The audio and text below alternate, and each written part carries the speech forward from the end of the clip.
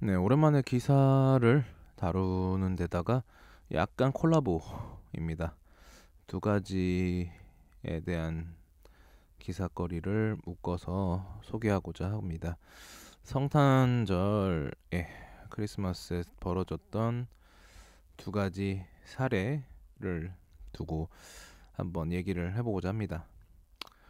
사실은 이제 국제면에 프랑스 크리스마스 이브에 발생한 안타까운 사건을 이제 소개하려고 준비를 했었는데, 예, 일단은 이제 프랑스 이제 고속철을 운영하던 기관사께서 주행 도중에 스스로 목숨을 끊는 일이 발생했다고 합니다. 이제 기관사가 이제 저는 이제 고속철이랑 이제 도심 이런 얘기가 나오니까 뭐 뛰어들었나 뭐 이런 생각하면서 그런 의문을 가졌었는데, 그게 아니고 기관사님이 운전하시던 도중에 뛰어들으셨고, 다행히 이제 자동 정지 장치가 있었기 때문에, 예, 한 2.5km까지는 달렸지만 이제 운전사가 운행을 이제 개입하지 않는 부분으로 확인돼서 이제 자동적으로 정지가 돼서 이제 큰 피해로는 이어지지 않았다고 합니다. 이제 어떻게 보면은 뭐 안전상의 이유로 이제 뭐 근무에 대한 관리도 물론이거니와 기관사의 어떤 안전상의 이유로 장치를 마련했던 부분 때문에 이제 더 큰 이제 사고로 이어지진 않아서 다행이었지만, 어쨌든 이제 평소 우울증을 앓고 있던 기관사의 어떤 그런 사건을 간단하게 다루던 기사였습니다. 아마 이제 크리스마스 이브라는 좀 뭐랄까요, 이제 서구권에서는 약간 가족들이 보내고 이제 모두가 일도 약간은 쉬어가는 기간이고, 단순히 그냥 이브랑 크리스마스뿐만 아니라 대체적으로 한 뭐 앞뒤로 한 1, 2주 대략 거의 한 2, 3주 정도는 크리스마스 시즌이라고 볼 정도로, 뭐 이를테면 영국의 박싱데이 같은 경우도 그때 축구가 많이 몰려 있죠. 그만큼 전부 다 이제 어떤 휴식도 취하고 가족들과 보내는 시간인데, 그런 부분이 아무래도 그 기관사님께는 오히려 더 힘들었던 부분이 아니었나 싶습니다. 반면에 제가 이걸 다룰까 말까 하다가 그냥 없앴던 기사인데요. 성탄절 1박 2일 레인대행 서비스 198만 원, 이렇게 해서 굉장히 자극적인 기사고, 이런 걸 보면은 기자들이 욕을 먹을 수밖에 없다라는 생각도 들고, 이걸 마치 뭐 사회면을 다루면서 뭐 외로워진 현대인들이 뭐 애인 대행을 선택하고 있다 이런 얘기를 하기엔 너무 이젠 음, 의미가 없을 정도로 이 자극적인 소재라서 올린 게 뻔하고, 이게 사실상 사회면이라기보다는 뭐 연예면 찌라시에나 올릴 법한 기사죠. 게다가 유튜버의 그 애인댕 후기를 긁어와다가 이제 기사를 만든 겁니다. 사실상 뭐 연예인들의 어떤 활동을 두고 기사를 작성하는 연예면 기사와 크게 다를 바 없는 내용이었고, 참 착잡하죠.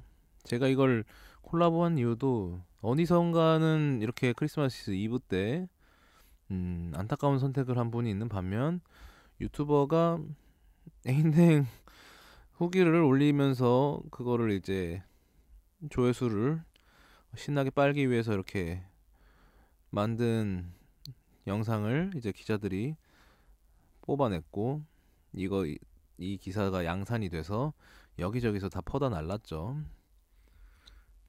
그러니까 사람 목숨이 사라지는 상황에 대한 기사는 뭐 국제면이기도 하지만 잘 뭐 다루지도 않죠.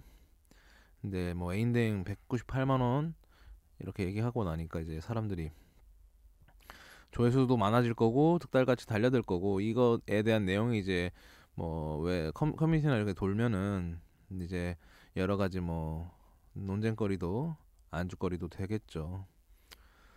사실 뭐 기사로서의 가치는 무엇을 두느냐는 모르겠지만 조회수의 가치를 둔다면은 요 180만 원짜리 애인 대행 서비스가 훨씬 기사로서의 가치가 있겠죠. 근데 성탄 시즌에 이 안타까운 선택을 한 이제 국제면 기사를 우리가 어떤 특별한 기념을 하는 시기에 누군가는 어, 우울감과 고립감으로 해서 힘들어하고 있다라는 메시지를 주고자 하는 이런 기사가 가치가 있길 바랄 텐데 뭐 저도 198만 원 벌었네요. 성탄절 때 혼자 있으니까 참 그렇습니다. 예. 이거를 통해서 이제 오랜만에 기사를 보고 저의 생각을 한번 정리한 내용인데요.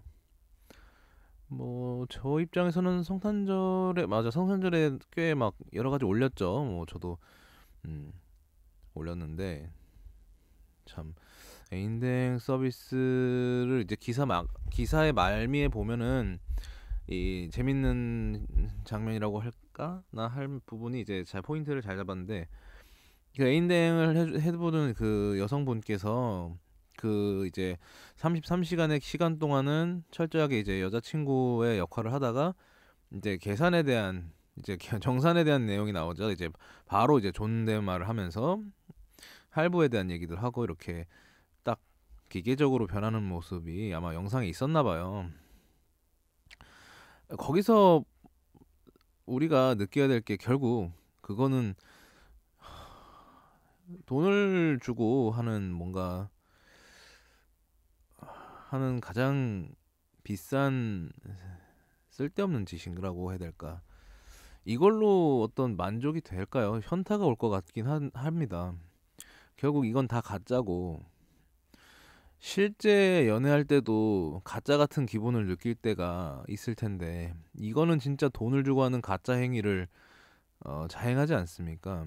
우리가 연애를 뭘 하다 보면 이 사람이 저는 그런 경우는 없겠지만 진짜 이 사람이 나를 좋아하는 게 맞냐?